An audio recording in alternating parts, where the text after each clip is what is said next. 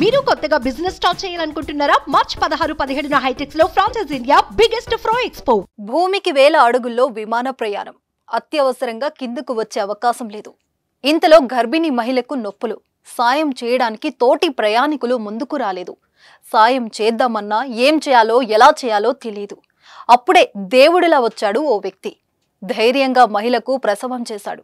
తల్లి బిడ్డను క్షేమంగా కాపాడాడు. అతను డాక్టర్ కాదు, విమానం నడిపే పైలట్. అవును, విమాన ప్రయాణంలో ఓ మహిళకు పురిటి నొప్పులు రాగా పైలట్ ప్రసవం చేశాడు.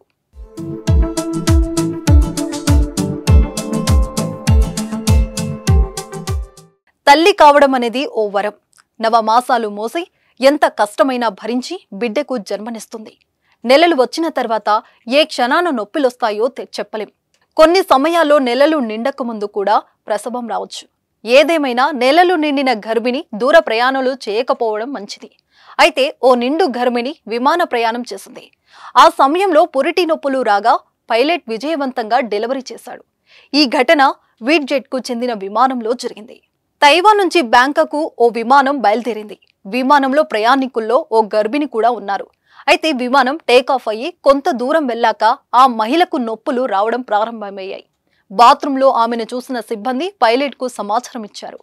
ల్యాండింగ్ కు ఇంకా సమయం ఉండడంతో ఆ పైలట్ తల్లి బిడ్డను రక్షించే బాధ్యతను తీసుకున్నాడు. విమానం నడిపే డ్యూటీని కో పైలట్ అప్పగించి మహిళకు పురుడు పోశాడు.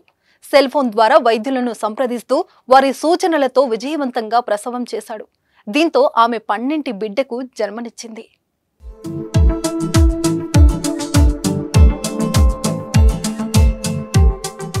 ప్రస్తుతం తల్లి బిడ్డ ఆరోగ్యంగా ఉన్నారు.